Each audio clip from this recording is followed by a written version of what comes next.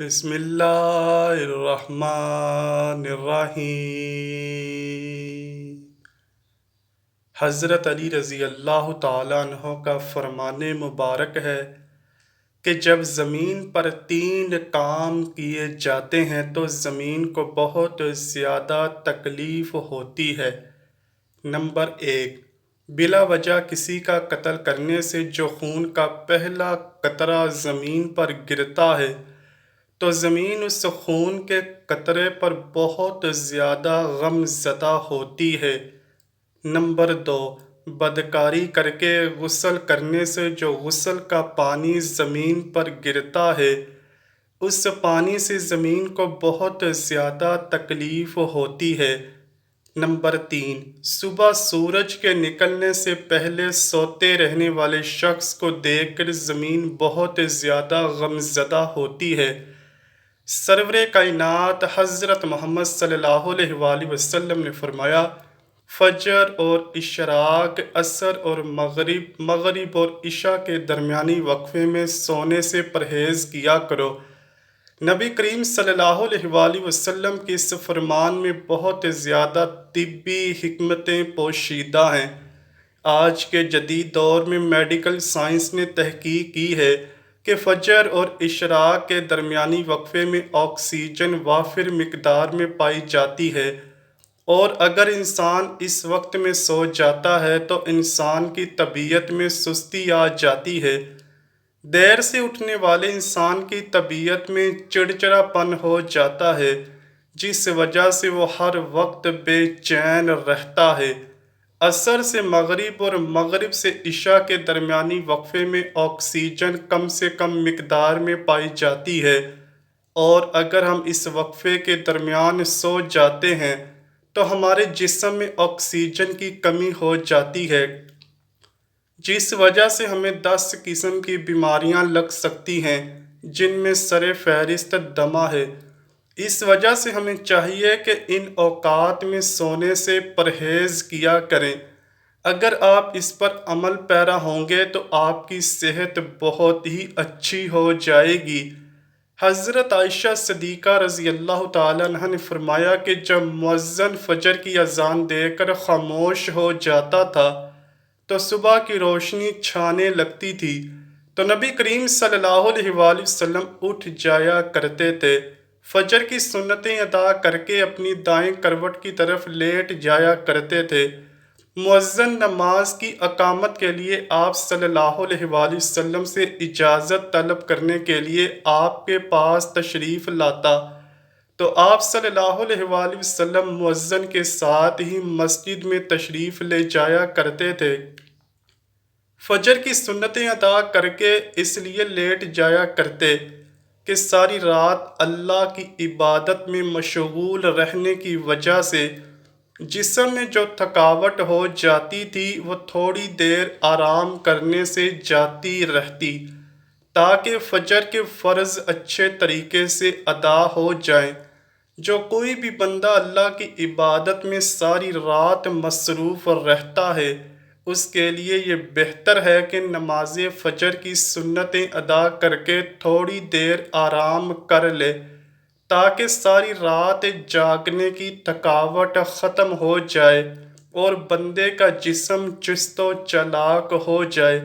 حضرت فاطمہ رضی اللہ تعالیٰ عنہ سے مروی ہے کہ ایک دفعہ میں صبح کے وقت فجر کی نماز کے بعد سوئی ہوئی تھی کہ نبی کریم صلی اللہ علیہ وآلہ وسلم کا گزر میرے پاس ہوا، تو حضرت محمد صلی اللہ علیہ وآلہ وسلم نے فرمایا، فاطمہ بیٹا اٹھو، رب کائنات کی طرف سے رزق کی تقسیم میں شامل ہو جاؤ، سست لوگوں کی عادت کو مت اپناؤ۔ رب کائنات فجر کی اذان سے لے کر سورج سے نکلنے تک رزق تقسیم کرتا ہے۔ ہم بے شمار ایسے لوگوں کو دیکھتے ہیں جو رزق کی تنگی کا سامنا کرتے رہتے ہیں۔ اگر ہم ان کا مشاہدہ کریں کہ وہ صبح کب اٹھتے ہیں تو سب کا یہی کہنا ہوگا کہ ہم رات کو دیر تک جاگتے ہیں، جس وجہ سے صبح صبح ہماری آنکھ نہیں کھلتی، اور جو لوگ صبح کے وقت سوئے ہوتے ہیں اللہ تعالیٰ ان کا رزق تنگ کر دیتا ہے۔ فجر کی اذان سے لے کر سورج کے نکلنے کے درمیانی وقفے میں ایک ایسا وقت ہوتا ہے جس میں اللہ پاک رزق کی تقسیم کرتا ہے، اور اس رزق کے وافر مقدار میں حقدار وہی ہوتے ہیں جو اس وقت جاگ رہے ہوتے ہیں۔ حدیث محمدی صلی اللہ علیہ وآلہ وسلم ہے کہ جو بندہ فجر کے وقت سونے کی عادت کو اپنا لیتا ہے اللہ تعالیٰ اس کی یادداشت کمزور کر دیتا ہے۔ کچھ روایات اس طرح بھی بیان کی گئی ہیں کہ فجر کے وقت سونے والوں کے لیے رزق حلال کے دروازے بند کر دیے جاتے ہیں، اس لیے ماہ رمضان میں کافی لوگ سحری کر کے سو جاتے ہیں جس وجہ سے ان کی نماز فجر چھوٹ جاتی ہے۔ یہ اتنا بڑا نقصان ہے کہ انسان کبھی بھی اس نقصان کو پورا نہیں کر سکتا۔ اگر صبح کے وقت فجر کی نماز کے قضا نہ ہونے کا خطرہ ہو تو پھر کچھ دیر تک سونے میں کوئی حرج نہیں۔ روزہ رکھنے کا بہت زیادہ ثواب ہے۔ اگر سحری آخری وقت پر کی جائے تو اس کا اجر بھی بہت زیادہ ہے۔ اگر مسلمان سحری آخری وقت میں کرتا ہے تو اس کو فجر کے وقت نیند بھی نہیں آئے گی۔ بہت زیادہ لوگ رمضان کے مہینے میں اپنی سونے کی روٹین خراب کر لیتے ہیں، ساری ساری رات جاگتے رہتے ہیں اور صبح سحری کر کے سو جاتے ہیں، جس وجہ سے ان کی نیند نہیں پوری ہوتی، اور جس انسان کی نیند نہیں پوری ہوتی تو وہ سارا دن سستی اور غنودگی کی حالت میں گزار دیتا ہے۔ ایسے لوگ اپنے کام کو درست طریقے سے سر انجام نہیں دے پاتے۔ اگر بندہ رات کو جلد سو جائے تو فجر تک اس کی بڑے آرام سے نیند پوری ہو جاتی ہے۔ روزہ انسان کے جسم کے لیے قدرتی نظام ہے جس کے دوران انسان کے جسم میں فائدہ مند خلیات پیدا ہوتے ہیں اور جس سے انسان کے جسم سے خطرناک بیکٹیریا خارج ہوتے رہتے ہیں۔ روزہ ایک انتہائی اہم نعمت ہے جو انسان کے جگر اور معدے کی سب بیماریوں کو ختم کر دیتا ہے۔